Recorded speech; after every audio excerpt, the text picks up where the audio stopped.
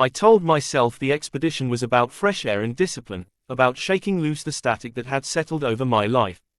That was the version I gave Liam, anyway. He listened while scrolling on his phone, nodding at the right moments, his mouth forming the supportive half-smile he used when he didn't want to argue. We had been together long enough to develop those small efficiencies, ways to avoid friction without resolving anything beneath it. Liam and I had built a careful life.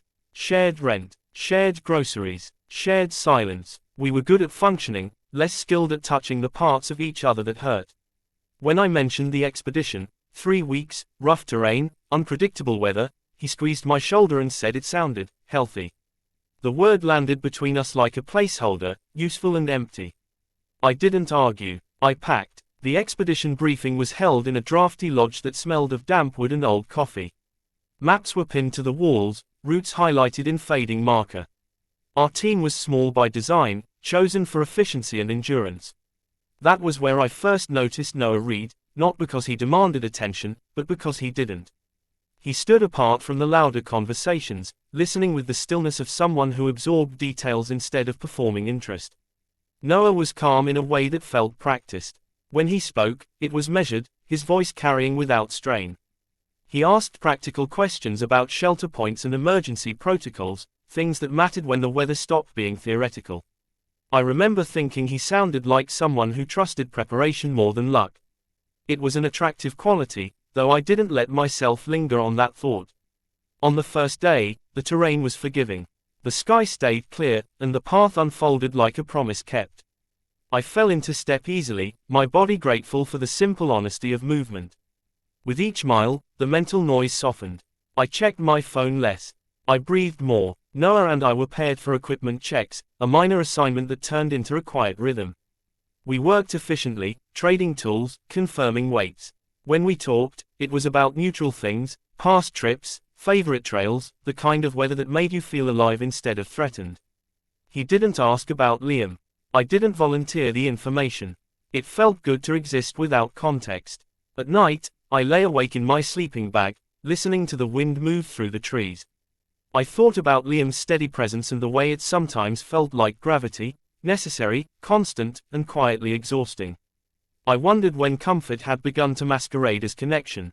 The thought made me uneasy, so I pushed it aside and focused on the sounds around me, grounding myself in what was real. The second day brought a shift. The temperature dropped, and the air thickened with warning. Our guide mentioned a system moving in faster than expected. Nothing dangerous yet, he said, but we would need to adjust. The word adjust echoed in my head longer than it should have. During a break, Noah handed me a cup of water without asking. "You're favoring your left side," he said, not accusing, just observant. I corrected my posture, surprised by the care embedded in the comment. He smiled briefly, then looked away, giving me privacy instead of attention. It struck me how rarely I felt truly seen without being scrutinized. That evening, I called Liam. The connection was poor, our words stepping over each other. He asked if I was eating enough. I asked how work was. We said we missed each other because that was what couples said. When the call dropped, I stared at the blank screen longer than necessary, feeling the familiar mix of relief and regret. The weather report came in late, delivered with a seriousness that stilled the room. The storm had accelerated. We would need to change our route, possibly shelter together longer than planned. The expedition leader spoke calmly, outlining contingencies, but the mood had shifted. The wilderness no longer felt like a backdrop, it felt like an active participant. As I rolled my gear for the night, Noah caught my eye. There was no alarm in his expression, only resolve. He nodded once, as if acknowledging a shared understanding we hadn't spoken aloud. I nodded back, feeling an unexpected steadiness settle in my chest. I told myself it was nothing, just trust forming under pressure. Still, as the wind rose and the sky darkened, I sensed that something had already begun to change. The expedition was no longer an escape. It was an approach. By the third day, the landscape had lost its friendliness. The trail narrowed, the ground slick beneath our boots, and the air carried a metallic chill that crept through layers. Conversation became economical, shaped by breath and balance. Still, within that restraint, Noah and I found a rhythm that felt instinctive. We anticipated each other's movements, adjusted pace without discussion, shared supplies with a quiet efficiency that suggested familiarity where there should have been none. The storm no longer lingered on the horizon. It pressed close, an unspoken presence that demanded attention. Our guide called for shorter segments, more frequent checks. We clustered tighter as a group, the distance between us shrinking as the weather insisted on cooperation. In those compressed moments, I noticed how Noah kept watch, not only on the trail, but on the people moving through it. He offered help without spectacle, steadied packs, corrected routes. It was competence without ego, and it unsettled me how reassuring I found it. During a midday pause beneath a stand of wind-bent pines, Noah sat beside me and shared a ration bar. "This part always humbles people," he said, gesturing to the slopes ahead. His tone wasn't ominous, just factual. I nodded, chewing slowly, aware of how easy it was to listen to him. He asked about my work back home, and for once I answered honestly, not the polished summary, but the fatigue beneath it. He didn't interrupt. He didn't fix it. He let the words land. I realized, with a small shock, how rare that had become. That night, shelter was rougher than planned. The temperature dipped hard, and the wind worried at the seams of our tent.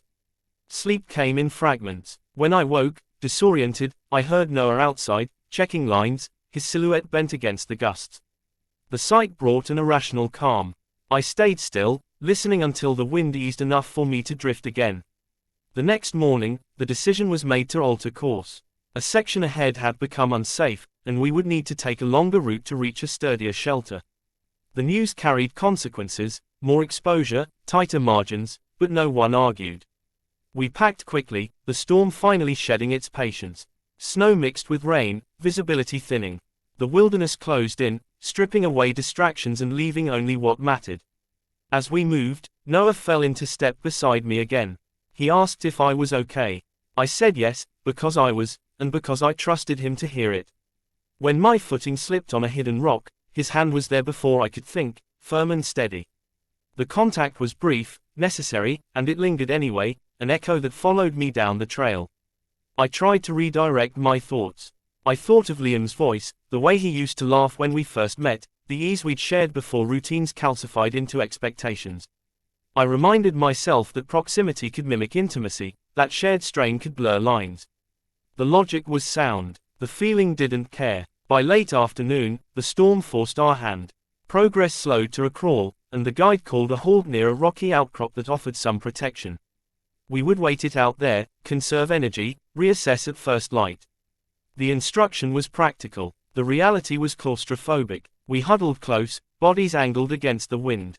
Noah handed me his spare gloves when mine soaked through, insisting with a look that brooked no argument. I accepted, gratitude and something more knotting in my chest. "You don't have to," I began. "I know," he replied, gently. "I want to." Those words stayed with me. As dusk fell, the storm intensified, and the outcrop proved less reliable than we'd hoped. The guide made a final call. We would move to a nearby emergency shelter, small but secure, and regroup there. The plan was tight. There was no room for error, and no room for hesitation. We reached the shelter just as the light failed. It was functional, bare, built for survival rather than comfort.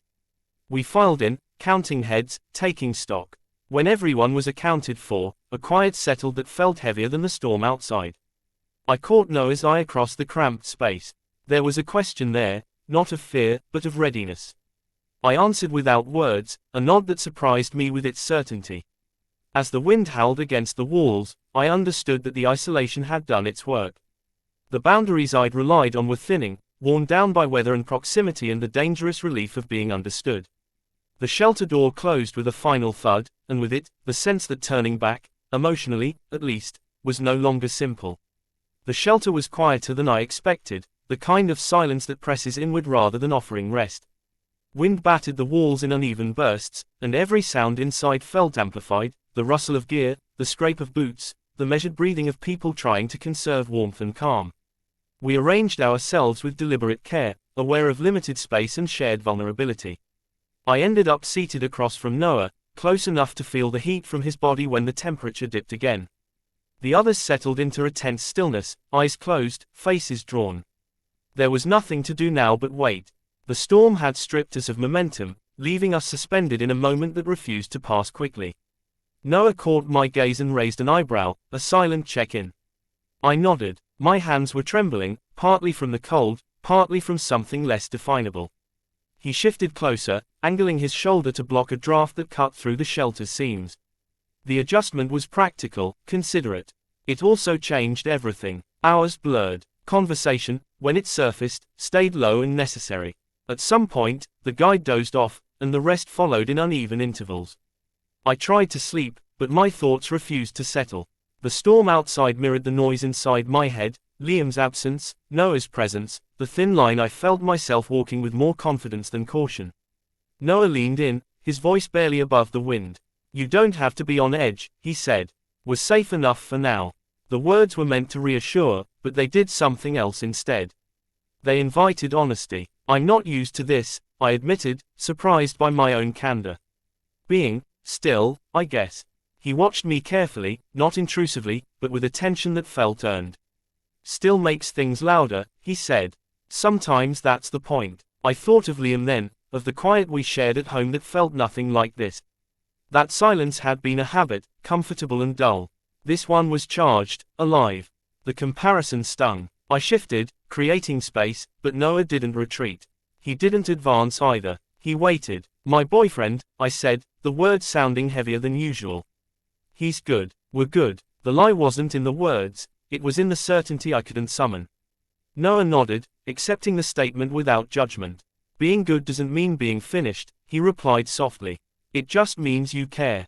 The storm surged, rattling the shelter hard enough to draw a collective breath from the room. Someone muttered a curse. Noah reached out instinctively, his hand finding my forearm to steady me as the floor vibrated.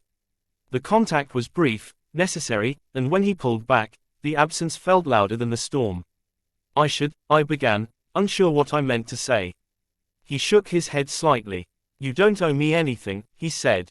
"I just want you to be okay." The sincerity in his voice stripped away my defenses.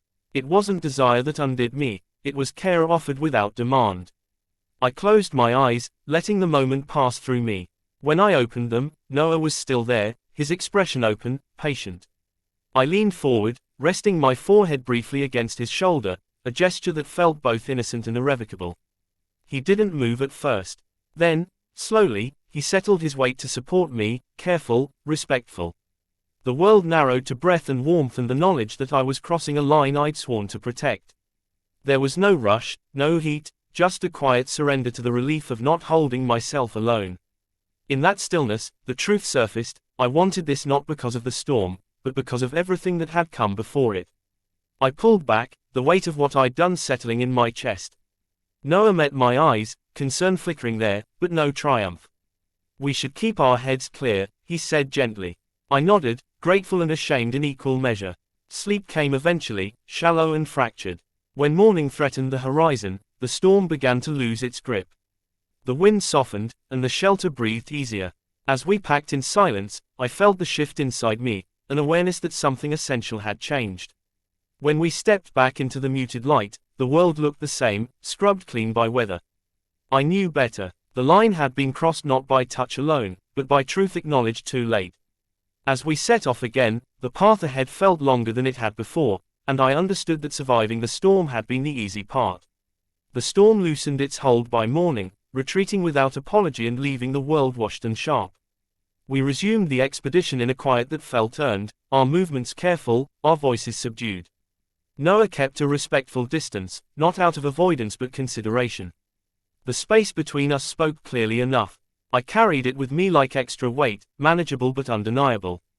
By the time we reached the final checkpoint, routine had returned. Gear was checked, routes confirmed, injuries assessed. The expedition concluded the way these things often did: handshakes, tired smiles, promises to stay in touch that everyone knew were conditional. Noah and I exchanged a brief look, a shared acknowledgement that needed no translation. He smiled once, small and sincere, then turned away. I let him go. The drive home was long and unbroken. I replayed moments with a precision that felt punitive: the shelter's hush, the pressure of his shoulder, the relief I hadn't known I was missing. I tried to reframe it as circumstance, as stress, as something temporary. The words held no comfort. What mattered was not what happened, but what it revealed. Liam met me at the door, his embrace familiar and warm. He asked about the weather, the route, whether I was exhausted. I answered honestly, selectively. We moved around each other with the practiced ease of people who shared a space but not, lately, a language. That night, lying beside him, I stared at the ceiling and counted breaths. Sleep refused to cooperate. In the days that followed, I noticed the gaps more clearly. Conversations with Liam skimmed the surface, efficient and polite. When he laughed, I smiled too late. When he reached for my hand, I held it without grounding. The storm had stripped away my ability to pretend. I wasn't restless because I needed adventure. I was restless because I needed presence. Noah crossed my mind often, though not in the way I feared. He wasn't a temptation anymore, he was a mirror. What we'd shared hadn't been an escape, it had been a moment of clarity sharpened by isolation. I understood then that infidelity didn't always announce itself with grand gestures. Sometimes it arrived quietly, as relief. One evening, as we washed dishes in silence, Liam asked if I was okay. The question was simple, unguarded. I looked at him and felt the weight of choice settle in. There were many ways to handle the truth: confession, concealment, compromise. None of them promised ease. I turned off the water and faced him, heart thudding with a steadiness that surprised me. "I don't think I've been here," I said. "Not the way you deserve." He listened, still, attentive. I didn't speak Noah's name. I didn't describe the shelter or the storm. I spoke about distance, about drifting, about realizing too late that comfort had replaced connection. The truth was bigger than a moment. It required no embellishment. Liam nodded slowly, absorbing the words without interruption. The silence that followed was different from the ones we'd mastered. It was alive, uncertain, honest. He asked questions. I answered them. We didn't solve anything that night, but something essential shifted. The pretense dissolved, leaving room for whatever came next. In the weeks that followed, we moved carefully, renegotiating the shape of us. Some days felt hopeful, others felt like endings rehearsing themselves. I learned that accountability wasn't about punishment, it was about attention. It demanded that I stay present even when it hurt, that I choose clarity over ease. The expedition faded into memory, but its imprint remained. When the weather turns bad, you learn what shelters you trust, what lines you'll cross for warmth, and which truths you can no longer ignore. I don't know where my story with Liam will land. I know only that the storm did not make me someone else. It showed me who I already was, and asked what I intended to do